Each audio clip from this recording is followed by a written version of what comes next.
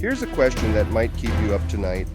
What if the person who helped shape your faith never actually met the man he preached about? Peter walked with Jesus. John sat at his table. They heard the voice, watched the miracles, and touched the wounds after the resurrection. But the man who wrote nearly half of your New Testament, the man whose words are quoted at weddings, funerals, courtrooms, and even in constitutions, that's Paul, then called Saul, and Jesus spoke to him 3 distinct times after his resurrection. First, on the road to Damascus, in a blinding flash of light, after Jesus was already dead. Based on biblical timing and historical estimates, this happened approximately 4 to 7 years after Jesus' crucifixion.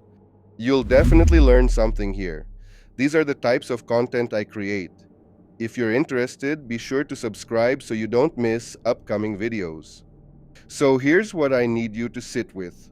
How does a man who never walked with Jesus end up defining what it means to follow him more than almost anyone who did? His name was Paul, and the answer is darker, stranger, and more complicated than anything you've heard in church. Before we talk about the saint, we have to talk about the monster. You'd expect the man who shaped Christian theology to have some kind of gentle, bookish origin story, a quiet seeker, maybe a reluctant convert. For sure, your whole body will tremble, your brain will explode, and you will definitely be blown away if you learn that. Paul was the opposite. He was Christianity's original destroyer. Saul of Tarsus, Benjamin tribe Jew, Roman citizen, Jerusalem raised, the overachiever of the Pharisees, trained under the famous teacher Gamaliel, a respected teacher and member of the Sanhedrin, the Jewish Supreme Council. Saul, a fierce persecutor of Jesus' followers, went to the high priest and got official letters to arrest believers in Damascus. His goal?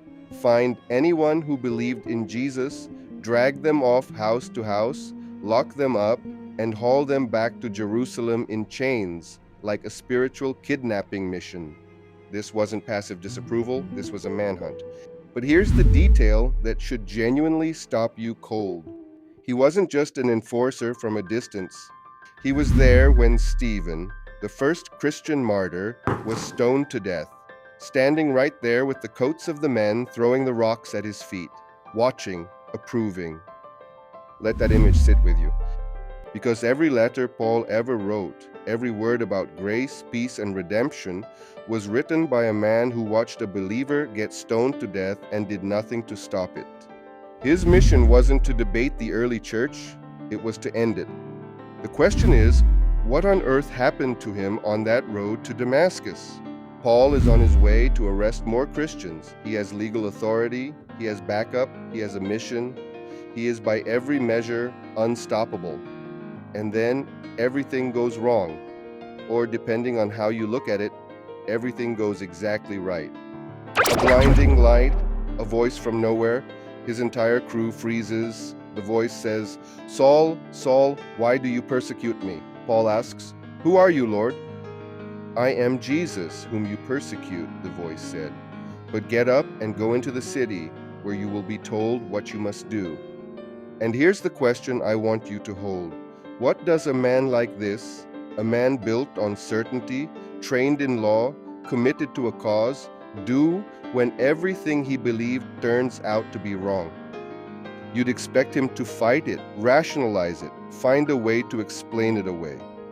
Instead, Saul falls, gets up blind, gets dragged by the hand into Damascus. For 3 days, no food, no water, no sight, just sitting in the dark. And then a nervous believer named Ananias gets a vision. Go find scary torture Saul. Pray over him. Ananias basically says, "Lord, this guy crushed your people." And the Lord says, "Yep, that's the one. I'm using him now. I will show him how much he must suffer for the sake of my name. Not how much he will accomplish, how much he will suffer." The invitation wasn't comfort, it was a calling straight into pain. But here's what nobody talks about. Ananias goes, lays hands on him. Something like scale-like flakes fall off Saul's eyes. He sees again, gets baptized. And the man who was Christianity's greatest enemy walks straight into the Damascus synagogues and starts preaching that Jesus is the Son of God. But here's what your Sunday school teacher almost certainly skipped. Paul didn't go to Jerusalem first to check in or consult with the apostles. He did not run his mission through the apostles' approval or appointment committee. He went to Arabia, Gentile territory, caravan route lands instead of more Jewish-centric regions. And he started preaching to non-Jews on his own. Why does that matter? Because that means the apostles in Jerusalem had no idea that Paul was teaching about Jesus in Arabia. Paul emphasizes that his gospel came by revelation from Christ and God rather than from them. He kept on preaching until the king who ruled Arabia tried to have him arrested. Then he returned to Damascus, preaching and facing persecution. In Damascus, the governor under King Aretas tried to arrest me, but I was lowered in a basket through a window in the wall and escaped. Paul had only been out there a short time, and he'd already caused enough political chaos to be a threat to a regional government. Which raises a question nobody wants to ask out loud. Was Paul acting on his own without coordinating with the apostles? There are those who believe in every whisper, and there are those who don't seem to bother much. The question is, what can we gain from this? After 3 years of conversion, Saul shows up in Jerusalem trying to join the disciples, and everyone's like, hard no, you persecuted us, we're scared. Then Barnabas, ultimate wingman, swoops in, drags him to the apostles, and drops the truth bomb. This dude saw the Lord on the road, got talked to by Jesus, and now he's preaching Jesus in Damascus like a superstar. Suddenly Saul's in, preaching boldly all over Jerusalem until he starts debating Greek-speaking Jews and they try to murder him. The believers go, yep, that's enough, whisk him to Caesarea and ship him off to Tarsus, like, go chill somewhere else. Men rolled into Antioch from Judea and said, no circumcision, no salvation. Paul and Barnabas did not agree with that. The debate exploded. It was a massive church-defining debate, not a small one. The Bible calls it a sharp, major dispute that threatened the early church's unity and required the Jerusalem Council to resolve it, showing it was a serious, heated conflict. In Jerusalem, some believers from the Pharisee camp doubled down and backed the Judean group. Then Peter stood up.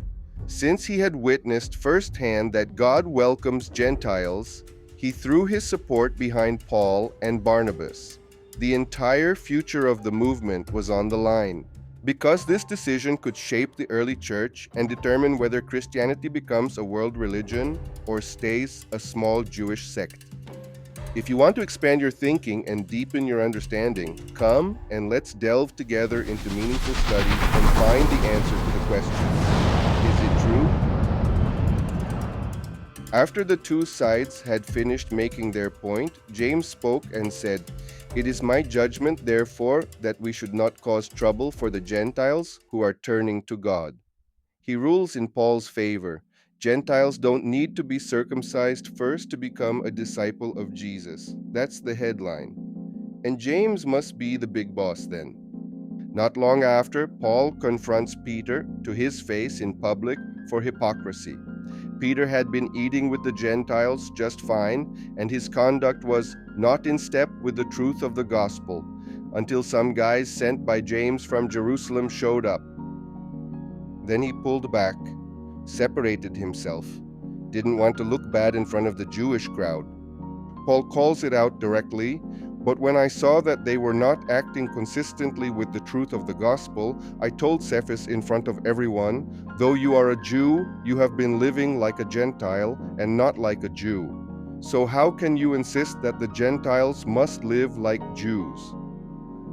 The man who wrote about peace confronted the man Jesus called the Rock in front of everyone. This is not a tidy movement. These are real people with real egos, making decisions that will shape the next 2,000 years. Even apostles could make serious mistakes and still need to get corrected. And no, Peter didn't ghost Paul after this. Years later, he literally called Paul our beloved brother. This next part changed everything for me. He further said, even Jews must believe in Christ, not rely on law-keeping. If people could be right with God by keeping the law, then Christ's death would have been pointless. But it wasn't. Christ's death was necessary because justification comes by grace through faith, not by the law. And then it gets personal. Paul and Barnabas, two men who had literally changed the world together, had a falling out so bitter that they separated ways. Over what? Whether to give a young man named John Mark a second chance. Two giants of the faith, one argument. Permanent split. Is Paul this complicated with the people he's been with? Is he bossy because he was the most educated apostle among the rest? Here's a fact that should genuinely rewire how you read the New Testament. Paul's letters were written before the Gospels. Matthew, Mark, Luke, John, all written decades after Jesus died. Paul's letters came first, which means the earliest written Christian theology isn't the story of Jesus. It's one man's letters to address the immediate problems and controversies in the church. There is strong scholarly consensus and clear historical evidence that Paul's letters were written before the Gospels. Written from prison, chained to a Roman guard, no legal rights, execution possibly days away. So what does a man write about? What does he choose to say when he genuinely doesn't know if he'll survive the week? You'd expect fear, bargaining, at minimum some acknowledgement that things have gone badly wrong. Instead, Paul writes about joy, contentment, peace that passes understanding. And then, this is the line that gets me every time. I have learned, in whatever state I am, to be content. Learned, not born with it, not magically granted, learned. Through beatings, through imprisonments, through shipwrecks, through being left for dead after being stoned. This is the same man who held the coats at Stephen's stoning. The same man who once destroyed the church house by house, writing from chains about the peace of God. That's either the most remarkable psychological transformation in human history or the most extraordinary spiritual testimony ever documented. Maybe both. And here's where I want to leave you. Paul's writings have comforted billions. For centuries, his writings have been used to justify the very suffering he endured in the name of Christ. He is far more interesting than most of us. He is a brilliant, relentless human being who genuinely believed he had encountered something so real, so world-altering, that no beating, no prison, no execution could make him stop talking about it. The burdens laid upon us were so great and so heavy that we gave up all hope of staying alive. But this happened so that we should rely not on ourselves, but only on God, who raises the dead. Broken, chained, persecuted. The Lord tells him his suffering brought by a painful physical ailment, thorn in the flesh, will not be healed.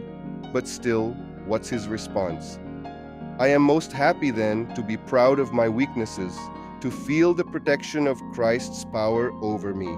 I am content with weaknesses, insults, hardships, persecutions, and difficulties for Christ's sake.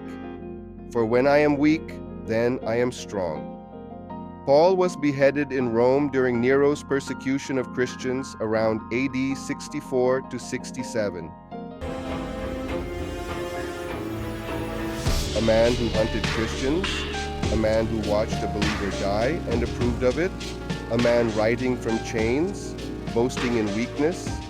Open your mind and further enrich your understanding of well-researched knowledge, the foundation of true wisdom. Remember, it's essential to select content that offers something of value. The same fire that melts butter hardens steel. Paul was steel, forged in the hottest fire imaginable. Whether you believe his message or not, that kind of transformation demands your attention.